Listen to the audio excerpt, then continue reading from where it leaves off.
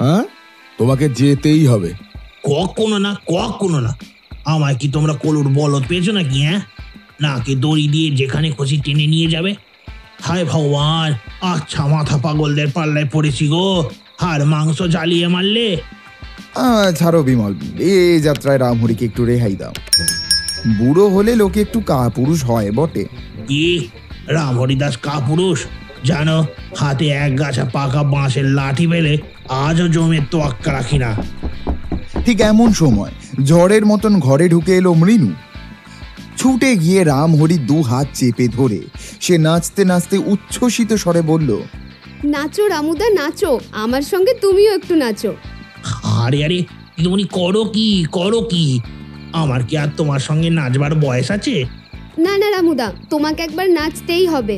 আজ আমার ভারী আনন্দের দিন। ও, এত আনন্দ কিসের গা? তোমার কি বিয়ের দিন ঠিক হয়ে গেছে নাকি? ধুত, বিয়ে? এত তাড়াতাড়ি বিয়ে করে পরাধীন হওয়ার মেয়ে আমি নই। ব্যাপার কি মৃণু? বিনয়বাবু তোমার কথায় রাজি হয়েছেন বুঝি? হ্যাঁ কুমারদা, রাজি না হয়ে উপায় কি? আমার কান্নার অভিনয়টা নিশ্চয়ই খুব ভালো হয়েছিল। ওই যে বাবা আসছেন, ওর মুখেই শোনো সব। মৃণু, তুমি অন্যায় রকম বাচাল হয়ে উঠেছো। মোটর থামতে না থামতেই গাড়ি থেকে লাফিয়ে পড়ে ঘোড় দৌড়ের ঘোড়ার মতো ছুটে চলে এলে। এর অর্থ কি? মৃণু তাড়াতাড়ি বিনয়বাবুর কাছে গিয়ে দুই হাতে তাকে জড়িয়ে ধরে বলল, এর অর্থ কি জানো বাবা? তুমি যে আমার কথায় রাজি হয়েছ, বিমলদার কুমারদাকে এই সুখবরটা দেওয়ার জন্য আমার আর তর সইছিল না। হ্যাঁ, তর সইছিল না?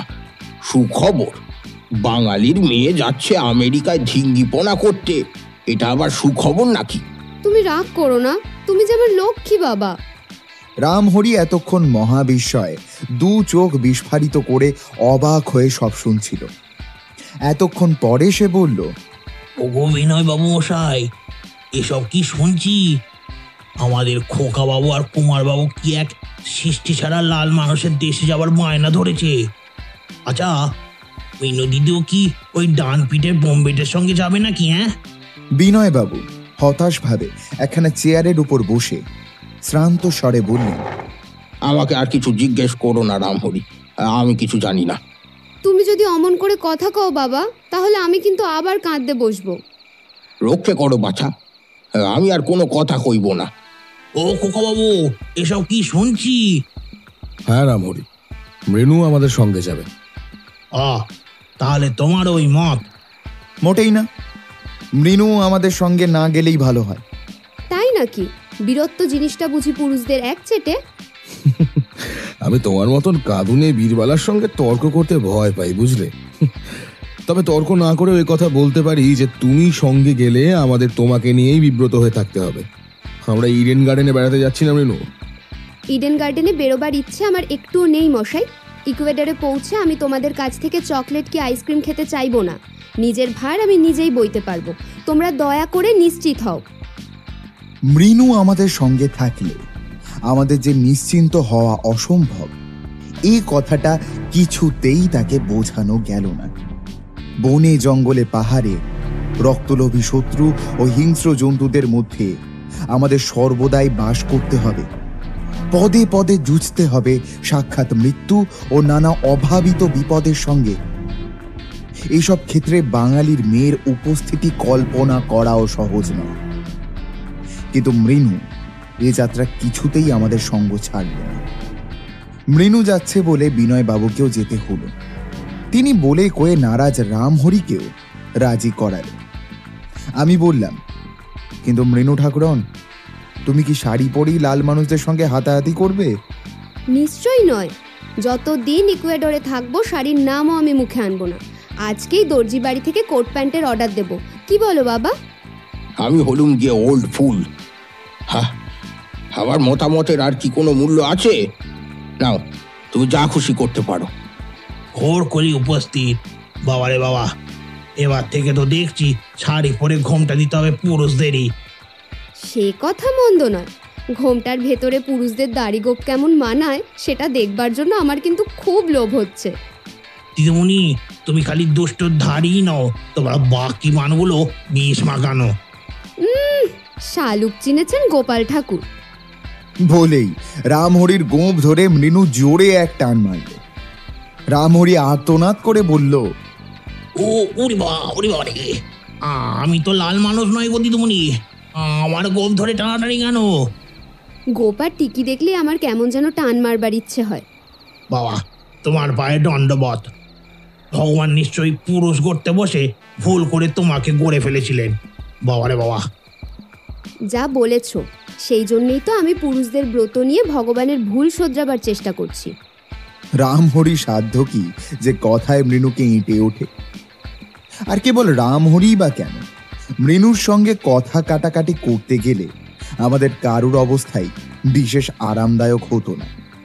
এক সন্তান বলে বিনয়বাবু তার মেয়েটিকে সব দিক দিয়ে যেমন শিক্ষিত করে তুলেছেন, তেমনি তাকে স্বাধীনতাও দিয়েছিলেন যথেষ্ট। কলেজে পড়া বাঙালির মেয়ে বললে মনের মধ্যে যে দুর্বলতার প্রতিমূর্তি ভেসে ওঠে, মৃণু তেমন মেয়ে নয়। তার দীর্ঘ ঋজু দেহখানি শক্তি ও স্বাস্থ্যে সুন্দর। ঠিক দিন 15 পরেই আমাদের যাত্রা শুরু হলো। বিরাট ও অনন্ত এক জলের সাম্রাজ্য। মানুষ তার কোনো একটা অংশের নাম দিয়েছে ভারত সাগর, কোনো অংশে চীন সাগর এবং কোনো অংশে প্রশান্ত সাগর। নাম আলাদা বটে, কিন্তু চেহারা একই। আকাশে স্থির নীলিমার তলায় কেবল অস্থির নীলিমার গতির উচ্ছ্বাস। দিক চক্রবাল পর্যন্ত চিরকাল চলেছে স্থিরতার সঙ্গে এই অস্থিরতার অপূর্ব আলাপ। সূর্য উঠে দিনের বেলায় এখানে জলেও আগুন জ্বালে, রাত্রে চাঁদ এসে ঢেউয়ে দুলিয়ে দেয় হীরামানিকের মেলা। আমরা সমুদ্র যাত্রা করেছি অনেকবার, কিন্তু মৃণুর পক্ষে এ হচ্ছে একেবারে নতুন অদেখা জগৎ। দিন রাত সে কেবল ডেকের উপরই থাকতে চায়, কান পেতে জলের গান শোনে। অবাক বিস্ময়ে তার চোখ ছোটে সামুদ্রিক পাখিদের পিছনে পিছনে। মাঝে মাঝে জেগে ওঠে সবুজ স্বপ্নের মতো ছোট ছোট দ্বীপ। আর মৃণু শিশুর মতো আনন্দে করতালি দিয়ে বলে ওঠে, দেখো বাবা, দেখো কুমারদা, ওই দ্বীপে কারা থাকে জানো? রূপকথার পরীরা। আমি বেশ বুঝতে পারছি। ওই প্রবাল তটে উঠে রোজ রাত্রে মৎস্যনারীরা বিনায় বিনায় বাজায় সমুদ্র রাগিনী। আহা, ওখানে যদি আমার বাড়ি হতো। পথে আর উল্লেখযোগ্য কোনো ঘটনা ঘটল না। যথাসময় গিয়ে নামলুম দক্ষিণ আমেরিকার মাটিতে। এইবার দেখা যাক ভাগ্যদেবী আমাদের সামনে কোন দৃশ্যের জবনিকা তোলে। বরফের আগুন পাহাড়, কলম্বিয়ার রাজধানী বোগাটো শহর। Tram, taxi, electric, theatre, bioscope, এখানে আধুনিক সভ্যতার কোনো উপকরণের কোনো রকম অভাব নেই। এখানকার বাসিন্দাও দেখলুম অনেক রকম। খাঁটি লাল মানুষই বেশি, সেই সঙ্গে আছে নিগ্রো ও অন্যান্য মিশ্র জাতি। শেষোক্তদের মধ্যে এক জাতের নাম মেস্টিজো। তাদের দেহে আছে স্প্যানিয়ার্ড ও লাল মানুষদের রক্ত। আরও এক জাতের লোকেদের নাম চোলস। তারা মেস্টিজো ও লাল মানুষদের বংশধর। বোগাটো থেকে আমরা চললুম ইকুয়েডরের রাজধানী কুইটো নগরে। পথিমধ্যে দেখা হলো আরুয়াকো লাল মানুষদের সঙ্গে। তাদের কুটিরগুলি গোল গোল। এক একটি পরিবার এক এক জোড়া কুটিরে বাস করে। এর কারণ আবার খুবই অদ্ভুত। এ দেশে রীতি অনুসারে স্বামী ও স্ত্রীকে ভিন্ন ভিন্ন ঘরে থাকতে হয় এবং স্বামীর ঘরে স্ত্রী বা স্ত্রীর ঘরে স্বামী প্রবেশ করতে পায় না। আমরা যখন আরুয়াকোদের দেশে গিয়ে হাজির হলুম, তখন তাদের পল্লীগুলি ছিল প্রায় জনশূন্য। যাদের দেখলুম তাদের অধিকাংশই হয় বুড়ো, নয় শিশু, নয় পঙ্গু বা রুগ্ন। একজন জোয়ান বা সক্ষম লোকের সঙ্গে দেখা হল না। ফিলিপ বললেন, বৎসরের এই সময় আরুয়াকোরা উপাসনা করতে যায় সূর্যনগরীতে। দেশে পড়ে থাকে কেবল অক্ষমরা। আমরা আবার যাত্রা শুরু করলুম। যাত্রা পথের প্রথম থেকে চোখের সামনে জেগে আছে অ্যান্ডিস মহাপর্বতের ক্রমোন্নত শিখরমালা। এই ৪,৫০০ মাইল ব্যাপী পর্বত প্রথম যেখান থেকে মাথা তুলেছে সেখানে তার উচ্চতা যে খুব বেশি বা অসাধারণ তা একদমই না, কিন্তু ক্রমে ক্রমে তার দীর্ঘতা বেড়ে উঠে অবশেষে হারিয়ে গিয়েছে অনন্ত আকাশের মেঘ রাজ্যের ভিতরে। পাহাড়ের পর পাহাড়, তাদের যেন আর শেষ নেই। এ যেন এক বিশাল সোপান শ্রেণী এবং প্রত্যেক পাহাড় হচ্ছে সোপানের এক একটি ধাপ। এমনই ধাপে ধাপে সে উঠে গিয়েছে প্রায় ২৩,০০০ ফুট উপরে। ভারতবর্ষের হিমালয় পর্বত অ্যান্ডেসের চেয়ে উঁচু বটে, কিন্তু লম্বায় সে অনেকটাই ছোট। মাত্র ১,৫০০ মাইল চওড়াতেও অ্যান্ডেস বড় সামান্য নয়। স্থানে স্থানে প্রায় ৫০০ মাইল, এক বিরাট পর্বত সাম্রাজ্যের মধ্যে নানা জায়গায় নানান রকম জলবায়ু, আবহাওয়া। কোথাও শীত, কোথাও গ্রীষ্ম, কোথাও বর্ষা, এবং এখানকার দৃশ্য বৈচিত্র্যেরও যেন অন্ত নেই। অ্যান্ডেসের কোনো কোনো স্থান মরুভূমির মতো নিষ্পাদক, আবার কোনো কোনো স্থান অপূর্ব শ্যামলতায় সুন্দর। এর কোথাও একটা আছে উত্তপ্ত আগ্নেয়গিরি, আবার কোথাও দেখা যায় চির তুষারের দিগন্তব্যাপী শুভ্রতা। ৯,৩৫০ ফুট উপরে উঠে আমাদের গম্যস্থান ইকুয়েডরে এসে উপস্থিত হল। এর রাজধানীর নাম কুইটো। এখানকার ঠান্ডা আবহাওয়া ভারী ভালো লাগলো। শুনলুম সারা বছরের কোনো সময় এখানে গ্রীষ্মের উৎপাত নেই। চারিদিকে পর্বতমালার স্নেহাশীর্বাদ নিয়ে শহরটি প্রাচীন যুগ থেকে আজ পর্যন্ত পৃথিবীর খাতায় নিজের নাম লিখে রেখেছে। স্প্যানিয়ার্ডরা প্রথম যখন লাল মানুষদের কাছ থেকে শহরটি কেড়ে নেয় তখনও কুইটো প্রাচীন বলেই গণ্য ছিল। কুইটোর মাথার উপরে দাঁড়িয়ে আছে একটি ১৫,৯১০ ফুট উঁচু আগ্নেয় পর্বত। স্থানীয় লোকেরা তাকে পিচিকা বা ফুটন্ত গিরি বলে ডাকে। ১৫৭৫ খ্রিস্টাব্দে সে হঠাৎ অগ্নি উদ্গার করে গরম নুড়ি ও ছাই ঢেলে গোটা কুইটো শহরকে কবর দেওয়ার চেষ্টা করেছিল, কিন্তু সেদিন থেকে আজ পর্যন্ত সে আর আগুন নিয়ে এমন সাংঘাতিক খেলা করেনি। ইকুয়েডরের রাজ্য শাসিত হয় প্রজাতন্ত্রের দ্বারা। এখানকার পাহাড়ের উপর যারা বাস করে তাদের অধিকাংশই হচ্ছে খাঁটি বা ঈষৎ মিশ্রিত জাতের লাল মানুষ। এখানকার পুরুষরা পঞ্চোষ বা উজ্জ্বল রঙের ব্যাপার এবং স্ত্রীলোকেরা পুরু শাল গায়ে দিয়ে বেড়ায়। তারা যেমন ভদ্র তেমনই শান্ত। তাদের পেশা হচ্ছে চাষবাস বা দড়ি তৈরি করা বা পশমি কাপড় বোনা। পৃথিবীর সমস্ত দেশেই যে পানামা টুপি বিখ্যাত, সেটা এই ইকুয়েডরেই প্রস্তুত হয়। পাহাড়ের উপর থেকে কুইটো শহরকে দেখায় ঠিক ছবির মতো। উজ্জ্বল সূর্যের স্বর্ণকিরণে শহরের লাল ছাদওয়ালা সাদা রঙের বাড়িগুলো ঝকমক ঝকমক করতে থাকে। শহরের রাজপথ থেকে চারিধারে ২০টি ছোট বড় আগ্নেয় পাহাড়কে দেখা যায়।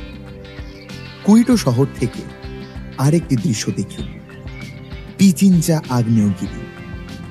তার ভেতরটা অগ্নিময়, কিন্তু বাইরে থেকে তাকে চেনবার জন্য, কারণ তার ঊর্ধ্ব দিকে আছে চির তুষারের শ্বেত প্রলেপ এবং নিচের দিকটা ঢাকা তৃণ ও বন্য জঙ্গলের শ্যামলতায়।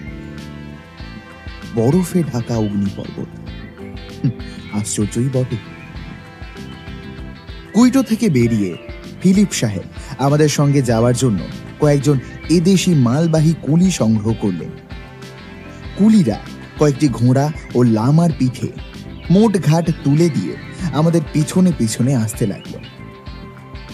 লামা বলতে তোমরা হয়তো বুঝবে যে তিব্বতী সন্ন্যাসী, কিন্তু এ লামা তা নয়। এ হচ্ছে উটের ছোট খাটো সংস্করণ। যদিও এদের পিঠে কুঁচ থাকে না। লামা হচ্ছে দক্ষিণ আমেরিকারই জন্তু। পাহাড়ের দুর্গম পথে অনায়াসেই তারা ভারী ভারী মাল নিয়ে আনাগোনা করতে পারে। তারপর আমরা অগ্রসর হলুম স্লাঙ্গানাটি পাহাড়ের দিকে, যার গর্ভে লুকোনো আছে সূর্যনগরী ও তার গুপ্তধনের রহস্য।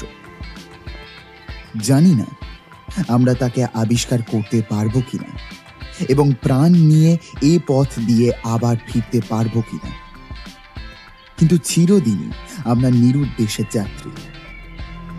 রহস্য সাগরে সাঁতার কাটাই আমাদের জীবনের সবচেয়ে বড় আনন্দ।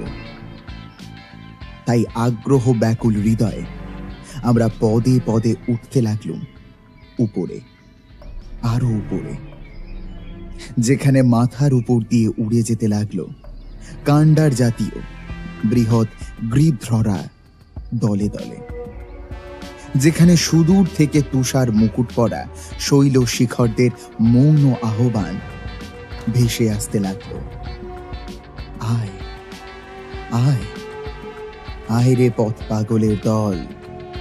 আমরা এখন স্লাঙ্গানাটি পাহাড়ের সম্মুখে। এতটা পথ এগিয়ে এসে আমরা বিপদের ইঙ্গিত পর্যন্ত দেখতে পাইনি।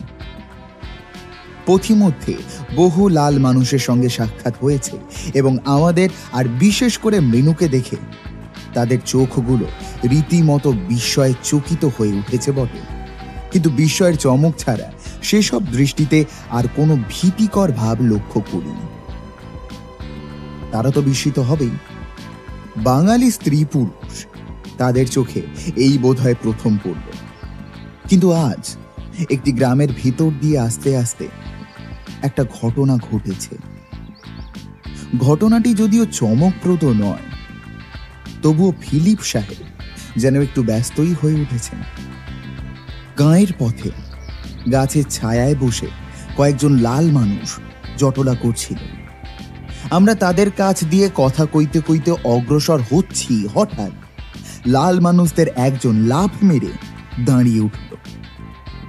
সে দাঁড়িয়ে উঠতেই কবির ভাষা মনে পড়ল। পর্বতের চূড়া যেন সহসা প্রকাশ। সত্য, কি বিশাল মূর্তি তার! লম্বায় সে অন্তত 7 ফুট হবে, কিন্তু তবুও তাকে বিশেষ ঢ্যাঙা বলে মনে হচ্ছিল না, কারণ চওড়া তার দেহ এমন আশ্চর্য রকম বৃহৎ যে তার তুলনায় লোকটার অস্বাভাবিক দীর্ঘতাও সহজে দৃষ্টি আকর্ষণ করে না। আবার সেই অসাধারণ লম্বা ও চওড়া দেহের অনুপাতে তার মুখখানা হচ্ছে অসম্ভব রকম বড়। তার চোখ দুটো কুতকুতে হলেও অত্যন্ত তীক্ষ্ণ তার দৃষ্টি, যেন বিষধর সাপ। মস্ত নাকটা শিকারী পাখির মতো বাঁকানো, উপর ঠোঁটের মাঝখানটা কাটা, ফাঁক দিয়ে বেরিয়ে আছে বড় বড় দুটো হিংস্র ও হলদে দাঁত। মাথায় পালকের টুপি, দেহে রঙিন ঝলমলে পোশাক, পেশি স্ফীত, বলিষ্ঠ, দীর্ঘ ডান হাতে একটা বর্ণা। লোকটা মাটির উপর সশব্দে পা ফেলে আমাদের কাছে এগিয়ে এলো। তাকে দেখে বাঘার কণ্ঠে ফুটে উঠল গর্জন, কালো বাজ! লোকটা বিষম হেঁড়ে গলায় হো হো করে হেসে পরিষ্কার ইংরাজিতে বলল, হ্যাঁ, আমি কালো বাজি বটে। মিস্টার ফিলিপ, তুমি এখনো আমাকে বলোনি দেখছি। তোমার ওই পরম সুন্দর চেহারা একবার দেখলে কি জীবনে ভোলা যায়? আমার চেহারা পরম সুন্দর কিনা জানি না, তবে যথার্থ পুরুষ মানুষের মতোই বটে। আমি তোমাদের মতো আদুরে ননির পুতুল নই। তোমাকে ননির পুতুল বলে আমি অভিধানের অপমান করব না, কিন্তু কালোবাজ, তুমি এখানে বসে বসে কি করছো বলো দেখি? তোমার কথার জবাব দেবার আগে আমি জানতে চাই তুমি আবার এদেশে কেন? বেড়াতে এসেছি। বেড়াতে? এই পাহাড় আর জঙ্গল কি বেড়াবার জায়গা? এই দেখবার জন্য তোমরা এসেছো 7 সমুদ্র 13 নদী পার হয়ে? একবার এদেশ দেখেও তোমার দেখবার স্বাদ মেটেনি? না, বেশ, তবে বেরিয়ে বেড়াও। বলেই সে ফিরে হন হন করে আবার গাছতলায় গিয়ে দাঁড়ালো। আমরাও আবার অগ্রসর হল। বিমল শুধলো, লোকটা কে মিস্টার ফিলিপ? লাল মানুষদের একজন সর্দার। দেখছি আপনি ওকে চেনেন। হ্যাঁ, গেলবারে এদেশে এসে ওর সঙ্গে আমার সামান্য পরিচয় হয়েছিল, কিন্তু ওকে আমি ভয় করি। কেন? আমরা এখন যেখানে এসেছি এটাই হচ্ছে সূর্যনগরে যাবার প্রধান পথ। গেলবারে ওকে এখানে দেখেছিলাম। আমার বিশ্বাস কালোবাজ এখানে বসেই পাহারা দেয়, যাতে বাইরের কেউ সূর্যনগরের পথ ধরে এগোতে না পারে। তাহলে কালোবাজ আমাদের শত্রু? মিত্র যে নয় সে বিষয়ে সন্দেহ নাই। কালোবাজ? মাগো, নামে ছিড়ি দেখো, এমন নামও কেউ রাখে? অনেক লাল মানুষেরই নামকরণ হয় বিশেষ বিশেষ জন্তুর নাম অনুসারে। কালোবাজ যখন বলল তার চেহারা পুরুষ মানুষের মতো, তখন আপনার বলা উচিত ছিল যমদূতরাও পুরুষ মানুষ। বাবা, কি চেহারা! হয়তো ওর প্রকৃতিও ওর আকৃতির চেয়ে সুন্দর নয়। আমার মনে দুশ্চিন্তার উদয় হচ্ছে। হয়তো গতবারের মতন এবারেও আমাদের ব্যর্থ হয়ে ফিরতে হবে। বিমলদা, মিস্টার ফিলিপের সঙ্গে কথা বলতে বলতে কালোবাজ কিরকম একটা চোখে বারবার আমার পানে তাকাচ্ছিল, সেটা তোমরা কেউ লক্ষ্য করেছো? এ পথে বাঙালির মেয়ে কেউ দেখেনি। কালোবাজ হয়তো বিস্মিত হয়েছিল। না বিমলদা, না, কালোবাজের চোখ যেন কেমন খাই খাই করছিল। ওটা তোমার মনের ভ্রম হতে পারে। বিনয়বাবু তাড়াতাড়ি এগিয়ে এসে মৃণুকে জড়িয়ে ধরে বললেন, মৃণুর ভ্রম হোক আর যাই হোক, আজ থেকে ওকে আমি এক দণ্ড কাজ ছাড়া হতে দেব না, এই বলে দিলুম। সেদিন সন্ধ্যার কিছু আগে আমরা যেখানে গিয়ে তাঁবু ফেললুম সে জায়গাটি বড় মনোরম।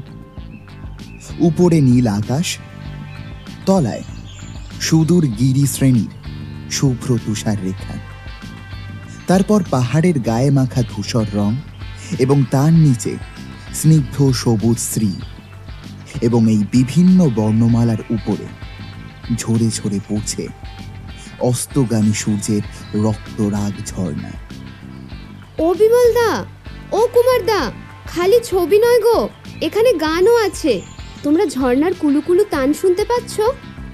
শুধু ঝর্ণার তার নয় মৃণু, তাকে দেখতেও পাচ্ছি। কই কই কোথায়? ওই যে বনের ফাঁকে, ওইখানে। বাহ, কি চমৎকার! ও যেন সোনালি জলনর্তকী, নাচতে নাচতে নিচে নামছে পৃথিবীর নাট্যশালায়। আমার কেমন স্বাদ হচ্ছে দিনের পর দিন এইখানেই ঘর বেঁধে কাটিয়ে দিই। সন্ধ্যার অন্ধকারে চারিদিক যখন ঝাপসা হয়ে গেল, আমরা তখন তাঁবুর ভিতরে গিয়ে আশ্রয় নিই। এখানে তাঁবু খাটানো হয়েছে তিনটে। প্রথম তাঁবুতে থাকব আমি, বিমল, রামহরি আর বাঘা। তার পরের তাঁবুতে বিনয়বাবু আর মৃণু, আর তারপরের তাঁবুতে মিস্টার ফিলিপ। কুলিরা গেল কাছাকাছি কোনো গ্রামে রাত কাটাতে। রাত 10টার ভিতরই খাওয়া দাওয়া সেরে সকলে শুয়ে পড়ল। কতক্ষণ ঘুমিয়েছিলাম জানি না, হঠাৎ বাঘার ঘন ঘন চিৎকারে আমার ঘুম ভেঙে যায়। ধর্মর করে উঠে বসে দেখি বিমল তাঁবুর মাঝখানে দাঁড়িয়ে তার বন্দুকটা পরীক্ষা করছে। আমি জেগেছি দেখে সে বললে, কুমার, বাঘা অকারণে চেঁচায় না, শিগগিরই বন্দুক নাও। বিমলদা, ও কুমারদা, বাঘা চেঁচিয়ে পাড়া মাত করে কেন? কি সর্বনাশ! মৃণু তাঁবুর বাইরে। এসো, এসো, বেরিয়ে এসো। বলে বিমল তাঁবুর ভিতর থেকে অদৃশ্য হলো। আমিও অবিলম্বে বন্দুক নিয়ে তার পিছনে পিছনে ছুটলাম। বেরিয়ে গিয়ে দেখি ইতিমধ্যে কখন বাইরে এসে রামহরি মৃণুকে ধরে টানাটানি আরম্ভ করেছে, আর থেকে থেকেই বলছে, তোমার পায়ে পড়ি দিদিমণি, তোমার পায়ে পড়ি, তাঁবুর ভেতরে চলো। আমাকে ছেড়ে দাও রামহরি, ছেড়ে দাও, কিন্তু আমারও হাতে বন্দুক আছে, আমি কিন্তু কাউকে ভয় করি না। মৃণু, এখনই তাঁবুর ভিতরে যাও। তাঁবুর মধ্য থেকে বিনয়বাবুর ডাক শোনা যায়। মৃণু, মৃণু, কোথায় গেলে মা? মৃণু। যাও মিনু, তোমার বাবাকে আর ভয় দেখিও না। মৃণু অত্যন্ত অনিচ্ছার সঙ্গে সেখান থেকে চলে গেল। এমন সময় কোটের বোতাম আঁটতে আঁটতে ফিলিপ সাহেব এসে বললেন, ব্যাপার কি মশাই, এত গোলমাল কিসের? বলতে বলতে হঠাৎ একটা আর্তনাদ করে তিনি এক লাফে পিছিয়ে গেলেন। আরে কি হলো মিস্টার ফিলিপ? আরে কি হলো? আমার বুকের উপরে কি একটা এসে লেগেছে। পর মুহূর্তে বিমলের টর্চের আলো গিয়ে পড়ল ফিলিপ সাহেবের বুকের উপরে। তার জামার বুক পকেটে সংলগ্ন হয়ে আছে একটি উজ্জ্বল ইস্পাতের শলাকা। শলাকাটা জামা থেকে বিচ্ছিন্ন করে দেখতে দেখতে ফিলিপ সাহেব বললেন, এই যে দেখছি ব্লো পাইপের তীর। ভাগ্যিস আমার বুক পকেটে আছে একটা গান মেটালের সিগারেট কেস, তাই এই যাত্রা বেঁচে গেল। সিগারেট কেস আমার বর্মের কাজ করেছে, ধন্য ভগবান। Blow pipe? আমি তো জানতাম ও অস্ত্র ব্যবহার করে বর্ণীয় লোকেরা। না, দক্ষিণ আমেরিকাতেও ব্লো পাইপের ব্যবহার আছে। এ শলাকা বিষাক্ত, আহত হলে আর রক্ষা নেই। নিশ্চয়ই এখানে শত্রুর আবির্ভাব হয়েছে, সে আবার অস্ত্র ছুটতে পারে। আসুন, ওই বড় পাথরখানার আড়ালে গিয়ে আশ্রয় নিই। পাথরের আড়ালে গা ঢাকা দিয়ে চারিদিকে দৃষ্টিপাত করল। চাঁদ তখন পশ্চিম আকাশে। তার আলোর উজ্জ্বলতা কমে এলেও চারিদিক দেখা যাচ্ছিল অস্পষ্টভাবে। পিছনে চাপ নিয়ে ডান দিকের পাহাড় ও অরণ্য স্থির হয়ে দাঁড়িয়ে আছে, যেন কালি মাখা চিত্র। সেদিকে জনপ্রাণী সারা নেই।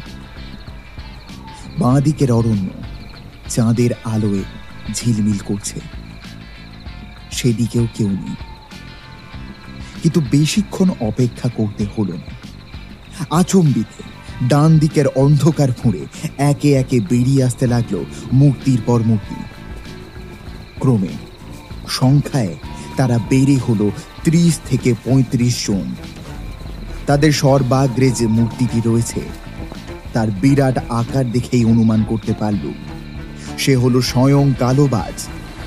বিমল বলল, মূর্তিগুলো আমাদের দিকেই আসছে, সবাই বন্দুক তোলো, ওরা আরো কাছে এলেই গুলি ছুড়বে। আমি বন্দুকের লক্ষ্য স্থির করল কালো বাজের দিকে। মূর্তিগুলো পায়ে পায়ে খুব কাছে এসে পড়ল। বন্দুকের ঘোড়া টিপি টিপি করছি এমন সময় মূর্তিগুলো হঠাৎ স্তম্ভিতের মতো দাঁড়িয়ে পড়ল এবং তারপর চোখের পলক ফেলতে না ফেলতেই সব হয় চিৎকার করে উঠে প্রাণপণে দৌড় মেরে একসঙ্গে আবার অন্ধকারের অন্তরায় মিলিয়ে গেল। আমার হাত চেপে ধরে অভিভূত স্বরে বিমল বলল, দেখো দেখো, বাদিকে চেয়ে দেখো। ও কি দৃশ্য! বাঁ দিকটা চন্দ্রালোকে কতকটা স্পষ্ট। অরণ্য ভেদ করে বেরিয়ে আসছে মূর্তির পর মূর্তি। ভালো করে দেখা যাচ্ছে না বটে, তবু এইটুকু বেশ বোঝা যাচ্ছিল যে প্রত্যেক মূর্তি কালির মতো কালো এবং প্রত্যেকটা মূর্তি লম্বা চওড়া মানুষের চেয়ে ঢের বড়। তারা মাটির উপর দিয়ে চলেছে মাতালের মতো টলতে টলতে এবং তাদের ভাবভঙ্গি সম্পূর্ণ অমানুষিক। প্রত্যেক মূর্তি উলঙ্গ। আমার বুক ধরফর করে উঠল একবার। এমন অস্বাভাবিক ও অভাবিত দৃশ্য আর কখনো দেখিনি। কারা এরা? পৃথিবীর জীব না নরকের মূর্তিমান অভিশাপ? বিস্ময় নীরবতার মাঝখানে সর্বপ্রথমে কথা বলল বিনু। সে ফিলিপের কাঁধের উপর হাত রেখে ঠেলা মেরে বলল, মিস্টার ফিলিপ, কে ওরা? ওরা কি পৃথিবীর মানুষ? আমি তো কিছুই বুঝতে পারছি না। এরই মধ্যে মৃণু আবার কখন ছুটে বেরিয়ে এসেছে এবং তার পিছনে পিছনে বিনয়বাবু। বিনয়বাবু মৃণুর একখানা হাত চেপে ধরে বললেন, বেনু